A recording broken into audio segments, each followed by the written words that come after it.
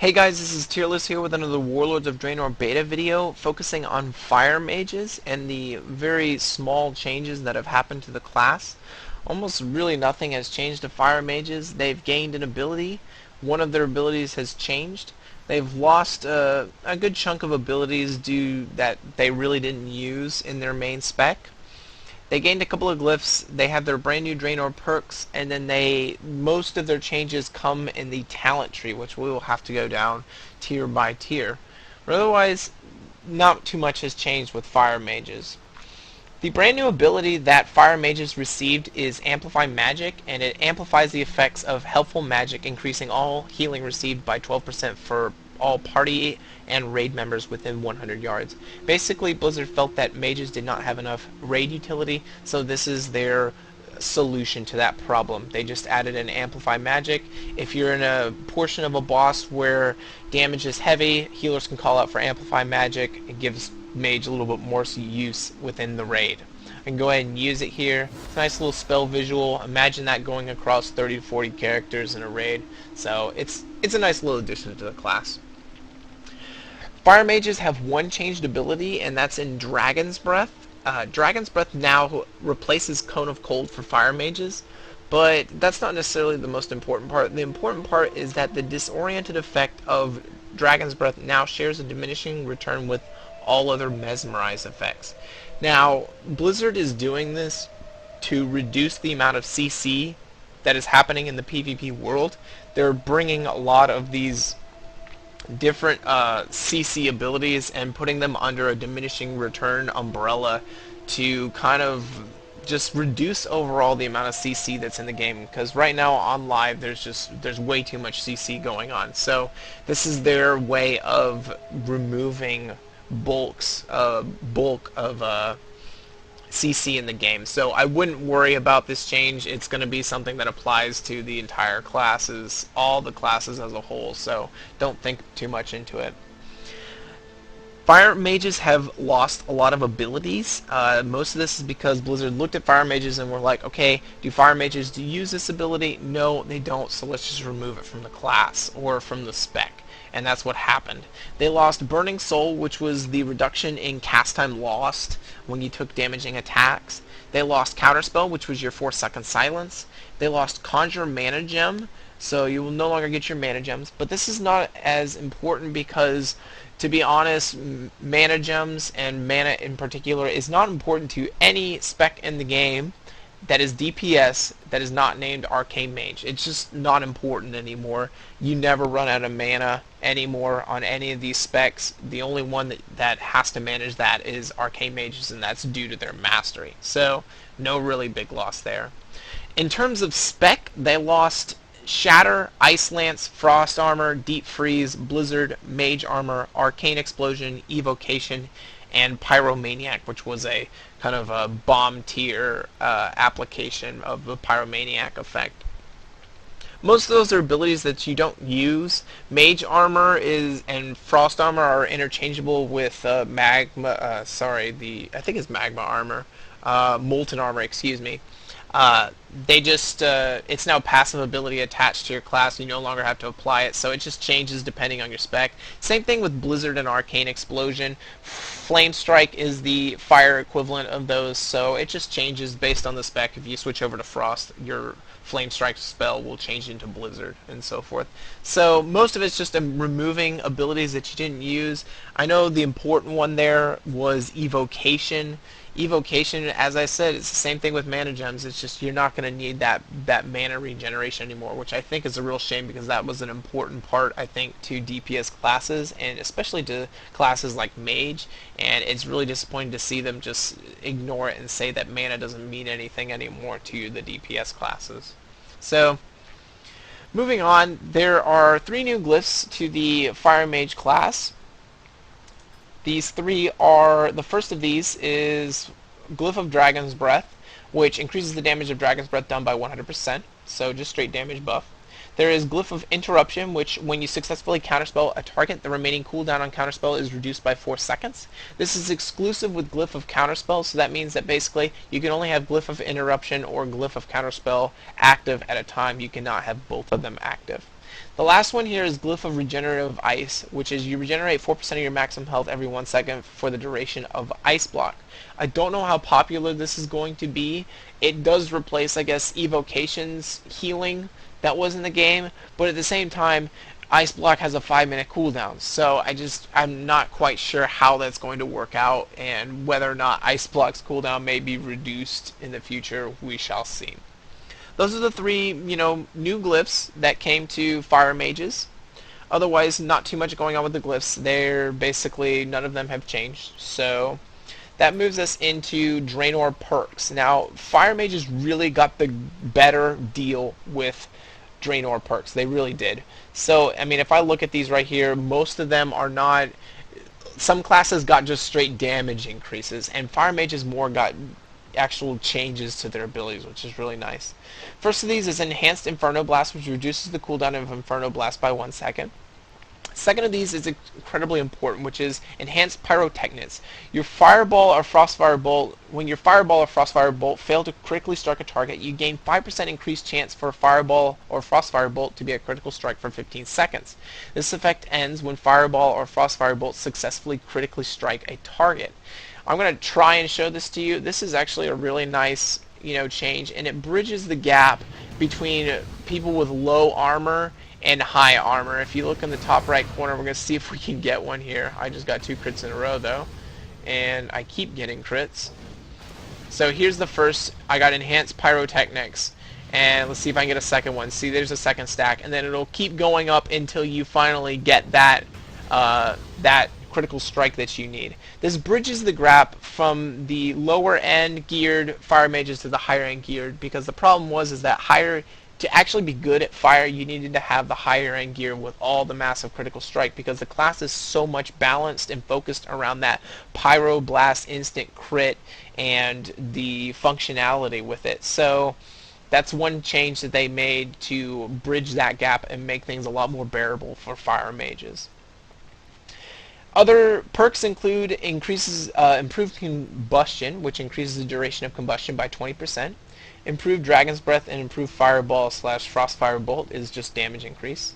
There's improved Flame Strike, which removes the cooldown on Flame Strike. There's improved Inferno Blast, which Inferno Blast now spreads the damage over time effects of Pyroblast, Ignite, and Combustion to 2 additional targets. There's improved Pyroblast, which increases the critical strike chance of Pyroblast by 15%. And then last, and one of my favorites, is improved Scorch. After casting Scorch, your movement speed is increased by 30%. That's going to be a nice PvP buff for fire mages out there to make them, less of a standing still target. Overall, of the 9 perks, only 2 of them are damage buffs. The rest are something that's actively changing your abilities, which I really like, and I think is one of the best things about the Fire Mage class that they got. That moves us into the final portion of this. Before we will get into the talents, I want to show you one little spell visual change.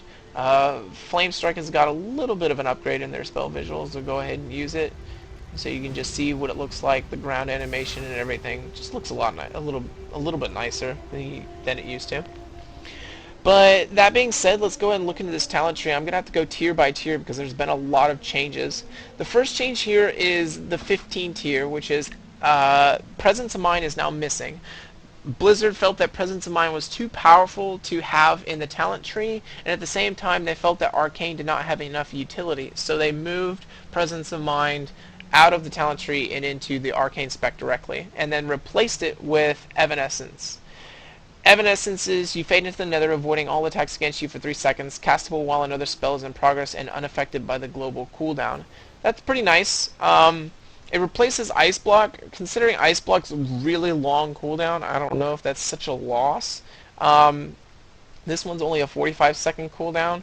It's not quite up to par with what Presence of Mind were, and it doesn't really fit of the tier of movement, but this is what they have for now. I don't know if it'll change in the future. I'll go ahead and show you the spell visual. It's just a kind of a smoky, ethereal effect that goes across your body, and then you're back to whatever you did.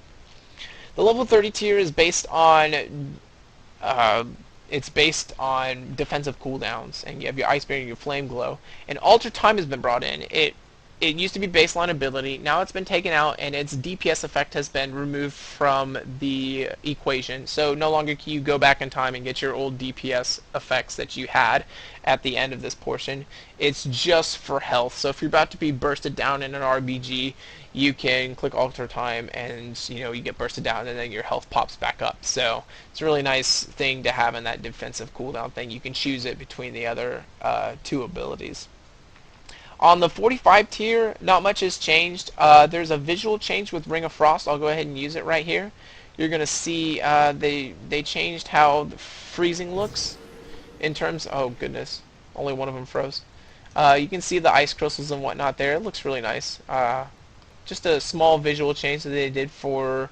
It's actually all, any type of freezing across the board. Hunter's new freezing trap looks the same way. So, nice change there. Another thing that I need to mention before I move on to the next tier is that Ice Ward, it got the same treatment as Dragon's Breath. It now shares diminishing returns. The frozen effect off of it now shares diminishing returns with all other root effects. Once again, this is something that's happening across all classes. I wouldn't see it as a nerf. It's just going to make PvP more fun, to be honest. It's going to make it a lot more enjoyable. The level 60 tier really did not change much at all. There possibly were some damage changes and so forth, but I'm not going into the damage and numbers changes on these abilities. The level 75 tier was the bomb tier, and it has now been changed into the AoE tier.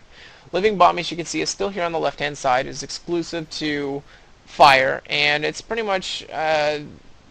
it hasn't changed at all. It's still there, and I honestly, of this tier, it still, I think, does possibly the most single target damage. I don't know, numbers haven't been finalized, but that's probably the talent I see. It's the talent that I see PvE players taking. The one in the middle here is a passive. It's unstable magic, and that is your Arcane Blast, Fireball, Frostbolt have a 30% chance to explode on impact, dealing an additional 50% damage to the target and to all other enemies within 8 yards.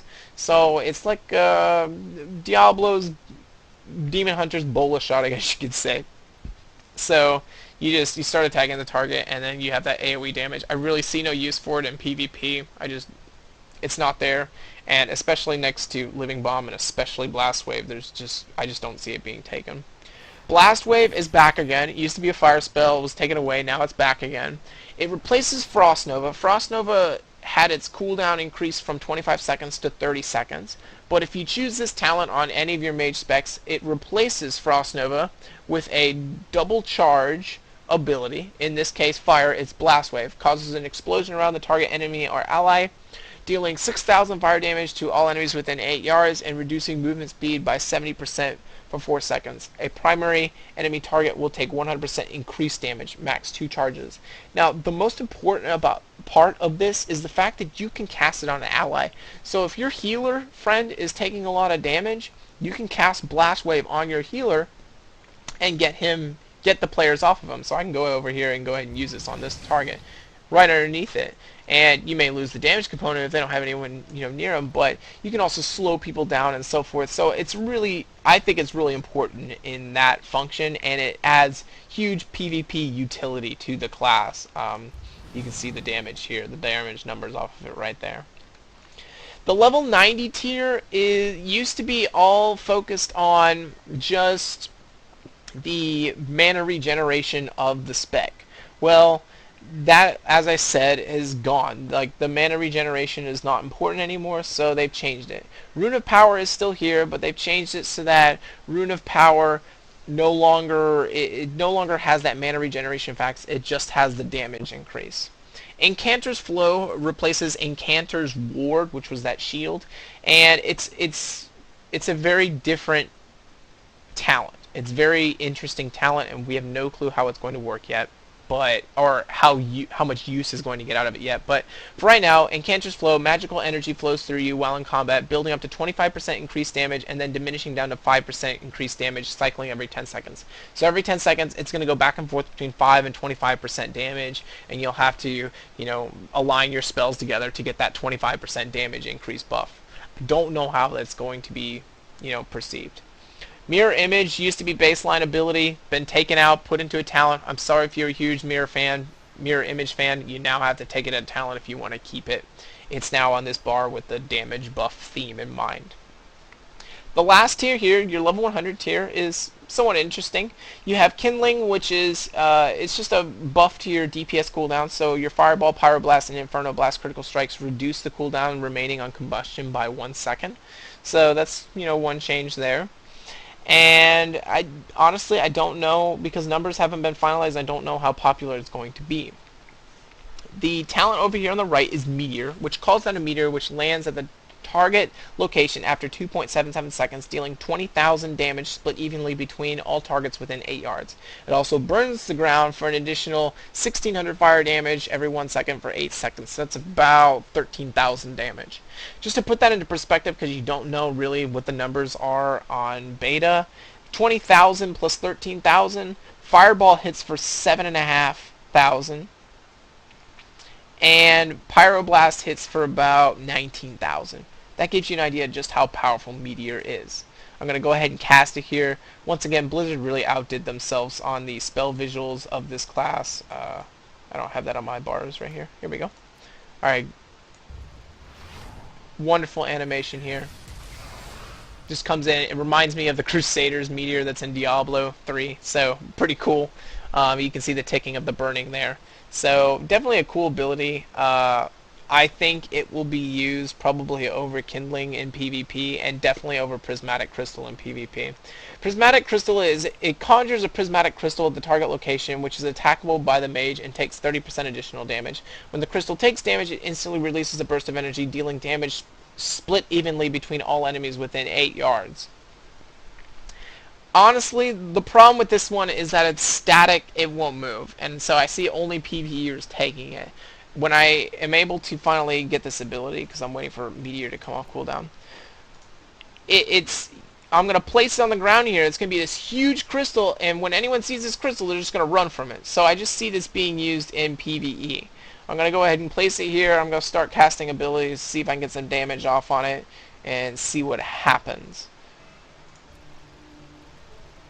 And you will see the damage numbers pop up here. It does a lot of damage, but it's on a timetable, and unless you have procs like that, you may not get the amount of damage out of it that I just did. So it's definitely a talent that I'm not really sure how popular it's going to be. It's also on a minute cooldown, so, and next to Meteor, it's just, to be honest, it's just not as fun as Meteor. So that's pretty much everything that's going on with Fire Mage. I apologize, this took a little bit longer than I thought, but Fire Mages, the talents are really where the bulk of their changes happen, and that's the case for all mages in general. The next video is going to be on Frost Mages, and I will get that out as soon as possible. Otherwise, I will see you guys in that video. See you later. Tearless out.